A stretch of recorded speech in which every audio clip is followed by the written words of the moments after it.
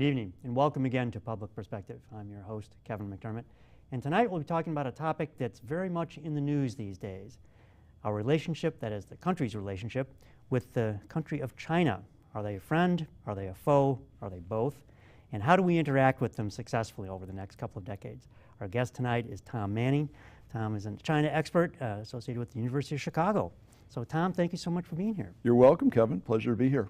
Well, let's talk a little bit about your background and how you've come to know China. You've lived there for a number of years and you've learned a lot of things. So talk a little bit about how you came to be in this position. Sure, absolutely. Well, as you mentioned, currently I teach here at the University of Chicago Law School, but until 4 years ago, I actually lived in Hong Kong for 18 years and spent most of my time working with Chinese companies. In particular, I had the opportunity to serve on the boards of directors of 7 Chinese companies, 5 of which were public companies. And these are actually not American companies operating in China. These are Chinese companies. These are companies. Chinese companies. Some were owned by the Chinese government, others by Chinese entrepreneurs, and some backed by American and foreign venture capital firms.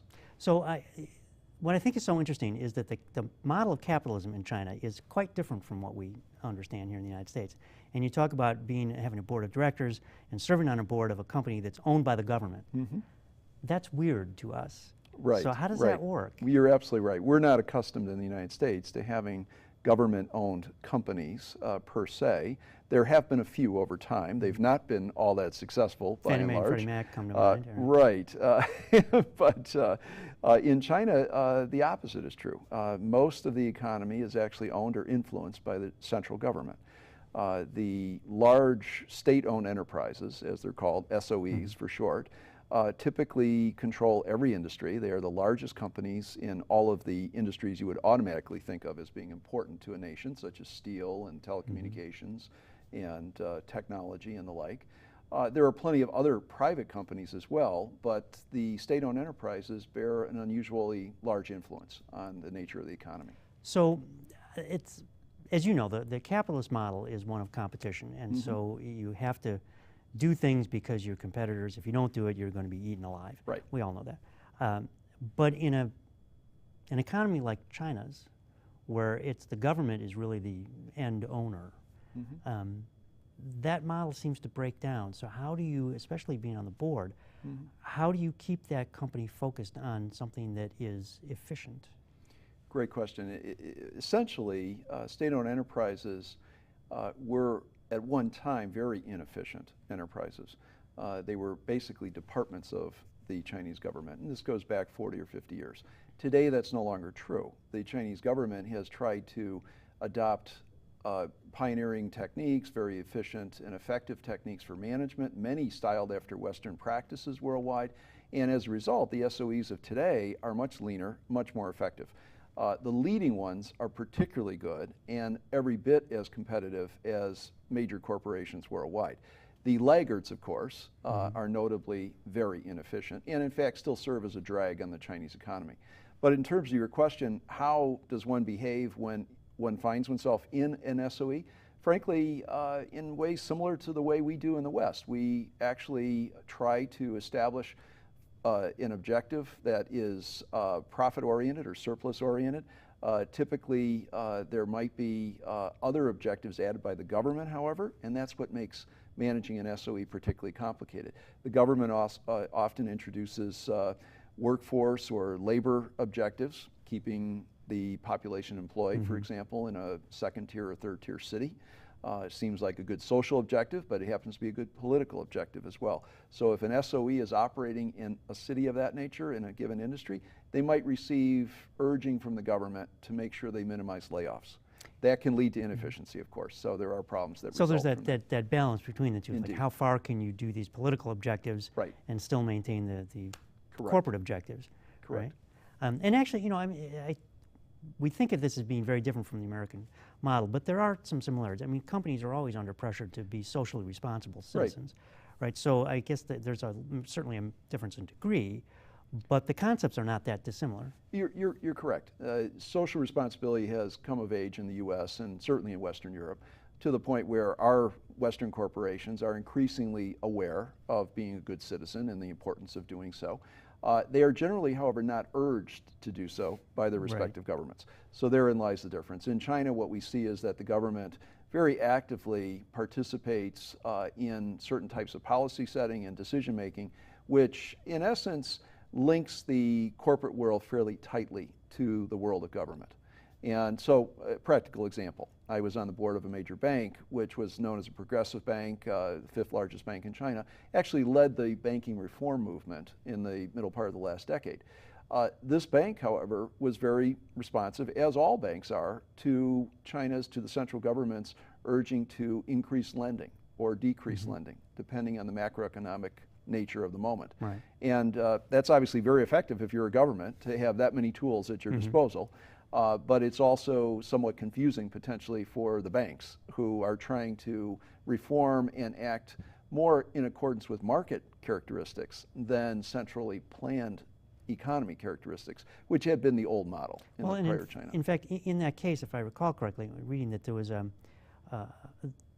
that urge to lend had created a significant backlog of what we would call non-performing loans. Correct. And that weren't really being recognized by the Chinese banks. And so there was this worry that there was this fairly significant portion and by the way, I worked in the banking industry, so it's one of my favorite euphemisms is non-performing loans, in other words, bad debts, right? Right.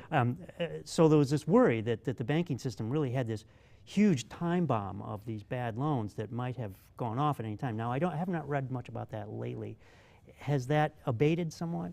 The overhang, if you will, of bad loans has abated to a certain degree, but the risk is still there. It's still substantial. The government is still worried about it, so it's acknowledged, it's been publicized. There are actions underway to address it and correct it. So the overlending, if you will, that had been endemic 20 years ago has pretty much been curtailed at this point. Most of the major banks in China comply with international Basel type standards for capital adequacy and a variety of other technical indicators and parameters. And yet the need to manage the economy vis-a-vis the banks creates this inherent challenge, this conflict of putting shareholder money at risk. Admittedly, one of the biggest shareholders is the government, so they're kind of their own money, putting themselves at some risk. But naturally, there's collateral risk because most of these banks are now listed on major exchanges, either in Shanghai, Hong Kong, or elsewhere in the world, some on the NYSE. And as a result, minority shareholders do face trouble from time to time. They face exposure of defaults or other problems that might occur. As I said, though, I think China has made quite a few strides in that area and I would doing think well. The default risk is probably, I mean, if the government is ultimately the backer, then the default risk would be minimal. That's always been the theory, and I think when it comes to centrally owned banks, that probably remains true. The real risk, the real weak underbelly of this entire concern lies in the provinces, where provincial level banks, they have been created, or local banks even, there are metropolitan banks as well, which have also taken on quite a lot of debt that doesn't appear to be, or issued quite a lot of debt that doesn't appear to be repayable in various ways because of various overcapacity situations, certain industries and the like. And it's unclear as to whether the central government will stand behind those banking institutions as a lender of last resort. Thus far, they've allowed a few to go bankrupt very cautiously, and I think what they're doing is very progressive. They're experimenting with the notion that a free market needs to have a bankruptcy exit for institutions that simply do not make it. In fact, if anything, the weakness in the Chinese economy over the last 20 or 30 years was that all assets, all companies, all SOEs were protected no matter how they performed. In any industry. In any industry. And that's not sustainable in the long run. That requires too much effort, centrally planned approaches and the like, to be so perfect. Well, that it creates inefficiencies as well. And instability. Right, if you know that you can't fail, then you're reckless. Correct. I mean, it's the moral hazard. You don't allocate capital properly. Right. You don't cut things off when they become difficult or problematic. So, exactly. And China is moving toward a free market situation increasingly. But now, is that that's interesting you bring that up because again, what we see here in the United States is not always the full story. But what I read leads me to wonder about that because particularly with the Chinese intervention in their stock markets, and how they seemed unwilling to allow the markets to behave the way we Right. would expect them to, or we would want them to in a free market. And this move to clamp down on people who bring up corporate misfeasance or malfeasance, Right. you know, where that's seen as somehow being traitorous to the country. Right. And in the United States, that would be, well, no, that's somebody pointing out that, hey, this company's got a problem. You know, Right. the short sellers, for example. And in fact, that's an example where short selling is not, or at least has been suspended in China. So that seems to me to be kind of anti-capitalist moves. There are some contradictions, to be sure. But in general, the trend has been to move the entire economy and the entire country away from centralized planning and toward a free market economy. We are now, however, at a point where certain free market notions are extremely delicate. The capital market, for example. To allow a capital market to become strong, it has to be free. And China has constructed a capital market that is increasingly robust, increasingly large. But it's not yet secure. It's not yet stable. It's still an adolescent, in essence. And China, as the parent, is nervous about this, very protective of this, and not really wanting the stock market to go off the rails prematurely, and not wanting it to have its own future untethered to the central government. So there is a little bit of a contradiction. I think the Chinese government will get around it eventually. But we obviously saw 2 or 3 instances in the last year where they went into the so-called free capital market and exerted control suddenly. Ironically, one of those instances was actually in the context of a notion of circuit breakers, which we use here in the States. Every free market has to have some mechanism to take control of a market or settle it down, because they can become hyperactive and damaging to the spirit of capitalism. So China, in that one instance, was actually inserting the circuit breakers, and they hit the circuit breakers so quickly that they became alarmed so hard, and they just stopped the market, and they literally took stocks off the market for several days and asked companies not to trade, asked investors not to invest, and so it was complete involvement at that point. Yeah, that's a little more than a circuit breaker. It is. It went all the way. Yeah, that's a complete shutdown. Right. It's like a power outage. Well put. So let's talk a little bit about relations between the two countries. As China moves to a capitalist economy and becomes a more and more integrated trading partner with the United States. Yes. Nonetheless, they are a rising military power, and see themselves as playing a much more aggressive role on the world stage. Which if put it ourselves in those shoes, the United States. Well, it's not like we're not aggressive in the world stage. Right. So for a rising superpower who has, 3 times the population of the United States, and an economy that inevitably will surpass that of the United States, I can understand why they feel, well, why shouldn't we be the preeminent power?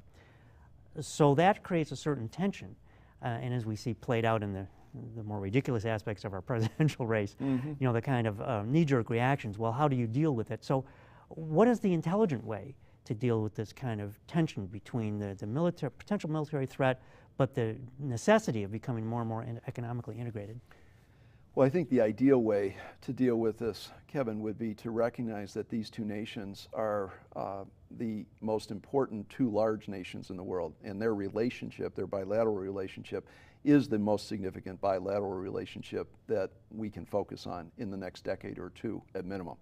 The U.S. is not going away. It's going to remain strong. Right. China is only getting stronger. It's already the number 2 economy in the world. It will soon be the number 1 economy. And we, as the U.S. and China, will find ourselves interacting on all sorts of issues and matters, be they military or economic or trade or even science or art. There's sports, for example. There's just no end to the competition that will take place. And as a result, we may, if we continue without a framework, without a treaty-type arrangement in place, to assist us in keeping us within guidelines around how to behave, how to act, how to actually remedy certain conflicts when they do arise, and they will arise, we are at risk of one of these issues becoming uncontainable, where there's a conflagration or a contagion that might spread, or a reaction that might be an overreaction, and it could be economic, it could be military, it could be any number of sources. in nature. So what I've been working toward at the University of Chicago Law School is the concept of a 50-year, forward-looking, long-term strategic cooperation agreement between the two nations. It would be very similar to what two major corporations might do if they decided to create an alliance or create a collaborative effort. They would get together and think about the next series of years during which they expected to be in close working partnership or even in contention with one another. They would share their concerns, their principles about how they operate, try to understand the principles of the other side. They would formulate some joint principles for mutual collaboration, cooperation during the next years ahead. And they would, very importantly, determine how to handle conflicts that might arise, contradictions. They might even go to the point of creating scenarios for rehearsing some of these things, both good and bad, before they actually occurred. That would represent a breakthrough in the relationship if we could get both nations to see the wisdom of advanced planning, collaborating around the potential of the relationship, and then ensuring against the default of the relationship. Now, is there a precedent on the world stage for this kind of bilateral relationship? Actually, there are many. There is no precedent for two countries this large collaborating, or this dominant, if you will. But there are many bilateral relationships existing today which have been created and, in essence, documented and framed in the way I just described. So China has well over 30 or 40 bilateral relationships around the world where they have signed strategic cooperation agreements. And these go beyond just trade. These are go beyond trade. They include sharing of educational capabilities. They include collaboration in art. They include scientific exploration together and the like. So this is not simply economic or financial in nature. It is really multifaceted. And many of those particular bilateral relationships are productive, and they offer, I think, supportive examples about what the U.S.-China relationship could become over time. So as you move down this road, and we talked a little bit before the show about how enormous a task this would be, and how do you build enough momentum to get this actually to, first of all, get the attention of the people who could begin to make this happen, the policymakers in Washington. Right. So how do you do that? How do you build this idea into something that can actually take place?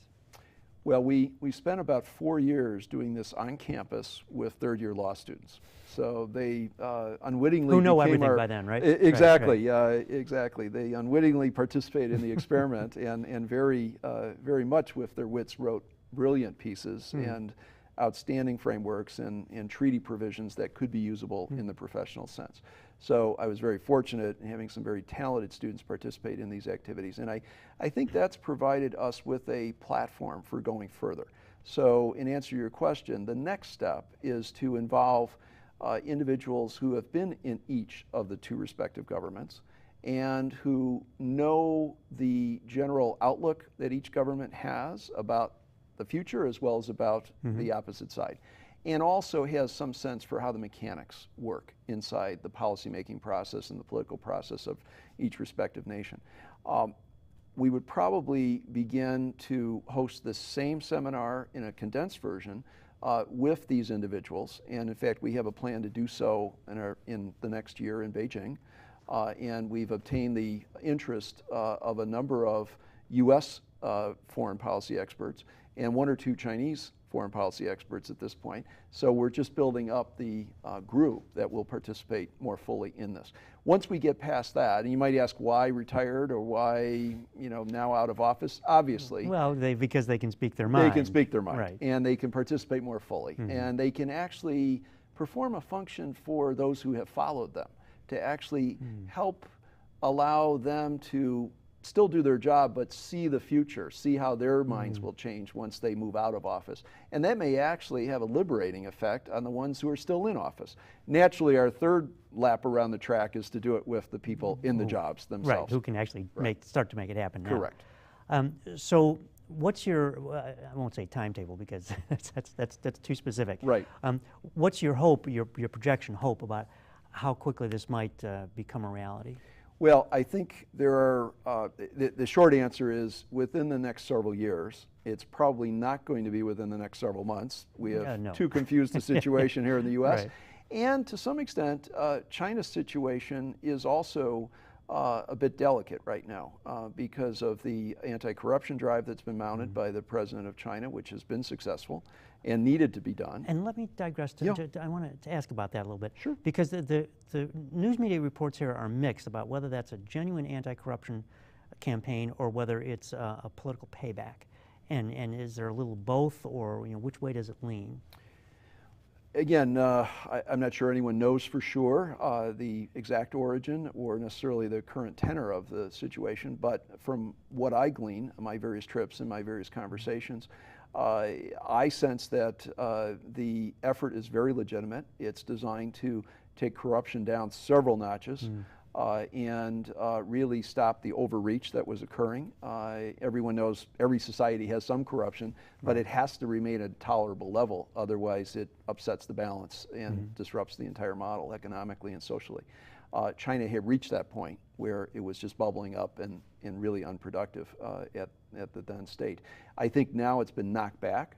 Honestly, it's probably slowed economic growth a little bit because growth depends to some extent on allowing and making things happen in a sort of expedited manner.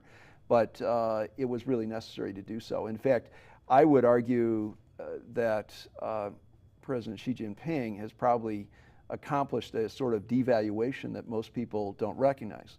He devalued purposely the concept of relationships, what are called guanxi in Chinese, in the Chinese language.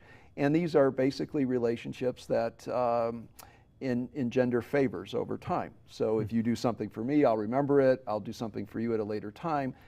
A favor is a favor. We would call that clout. We would call it clout. We would call it influence. And yet in the Chinese society, it's been magnified, it's been amplified to a degree where there are many favors at any one time. There's almost a market for favors. And you can argue the favors are a form of currency. So in essence, he's lowered the value of that currency, saying it's going to cost a lot more to utilize that particular favor if it's a favor that breaks a Chinese law. And I think that's a good thing. I think he's actually acted in the right way to establish more emphasis on rule of law, in which I think the West has always hoped for and requested. Now, back to your other question, is there some collateral political benefit? Well, probably. Sure. Of course, we might imagine there would be. Because any of the parties who have become too corrupt have probably become too powerful politically as well. And they're threatening. Right, exactly. So, but I think on balance, President Xi Jinping's in a strong position in general, and I mention that in contrast to our rather vulnerable presidential situation right now, given the race underway this year. In order for a long-term framework to be developed properly and to receive the kind of encouragement and support required for its ultimate success, the two leaders of the respective countries have to be about in balance, they have to commit, they have to be in a place where they can both use their power, their influence, and their stature to lend authority to this type of effort. And at the moment, we're a bit unbalanced because we have obviously a lame duck president in place. We don't have a set of candidates yet clearly identified or at least elected at the point of election, I should say, and maybe not electable. We're not even sure about that. Well, if there's only two, one of them has to be, right? Well, by definition? We hope. Right. You may be running soon, so we might get drafted. You never know, right? There we go. But the two leaders do need to match up. So the most critical answer to your question, most critical factor is that the concept, I think, is appealing in general, and I've certainly found resonance with whomever I've talked with in Beijing or in Washington, informally or casually. But everyone agrees that the leadership timing, the moment of leadership, is the missing element, and that cannot be predicted. It requires the next U.S. president to rise to a sufficient level of authority and confidence to actually venture out and do something bold on the international level. And it requires the Chinese president, frankly, to also take some risk with what might be conservatives in his echelon. Right, who still see the United States as an enemy. As an enemy or a threat, correct. Yeah. We will probably run out of time on this topic, but I have a question about the growth of China and the continued strength of China. As we all saw, during the Cold War, the Soviet Union was the opposing superpower, and yes. everyone thought, well, they may someday take over the world, and they looked like they were an implacable foe and just as strong as we were. And it turned out in the end that there were structural problems in the Soviet Union that yes. ultimately caused them to be now. In fact, no one counts out the Russians at this point, but they're not the player that they once were. Could the same thing happen in China? Well, certainly China is vulnerable to changes in preference in terms of society's preference, political leaders' preferences, economic fortune, just like any nation overall. One might argue they're less vulnerable because they have the benefit of a single party platform. Others might say that's actually a weakness, and it could topple faster. I think what we have to admit is that China has been successful in its transformation thus far over the last 40 to 50 years. It's largely been an economic transformation. More successful than the old Soviet Union, perhaps? I would say more successful than the old Soviet Union. And they've certainly embraced capitalism in a much more spirited manner. It actually probably went along with this spirit of entrepreneurship that's always been part of the Chinese community. But essentially, I think the ability to create and sustain an economic transformation on the level that they have with, billion-plus population is nothing short of phenomenal, and really does deserve our respect. No one has accomplished that degree of social and economic transformation in human history. Obviously, critics argue, but where is the political transformation? But is it happening? Particularly what you talked about earlier, the campaign against corruption is a political change. Yes, and there is additional political transformation that probably doesn't meet the eye abroad. The fact is, they're at the grassroots level in townships and counties. They actually hold democratic elections. The real thing? The real thing, to the point where, and I've seen this, where people at the beginning of the voting, and they use a ballot box, generally two people in a uniform will go up and tip the ballot box over so that everyone knows it's not stuffed, yes, right? It's empty, right? And here we are in Chicago, so we might understand this. I think we've heard about that. But the fact is, they do elect county leaders and town leaders and so forth using a democratic process. So there is a grassroots appreciation for democracy of sorts. There is simply no patience yet at the top to turn over the entire nation to a democratic format because they believe it actually could endanger the stability and success of the country, and probably not just socially, economically as well. I think it's important we need to recognize they're still moving off this centrally planned platform to the platform we favor the most, which is this market-driven platform. And hopefully we'll do the same thing ourselves. Well, yes, we need to. Believe it or not, on that note, we're already out of time. Okay. Tom, it's been such a pleasure talking to you. I hope you'll come back and we can continue the conversation. Absolutely, I'd be happy to. Thank you, Kevin. Thank you so much. And thank you for, well, first of all, we've been visiting with Tom Manning, China expert, and I want to thank my audience for watching us once again on Public Perspective. I'm your host, Kevin McDermott. You can find us every Saturday night on Comcast Channel 19 at 8 o'clock. And you can find us on the web at publicperspective.tv. So until next time, thank you and good night.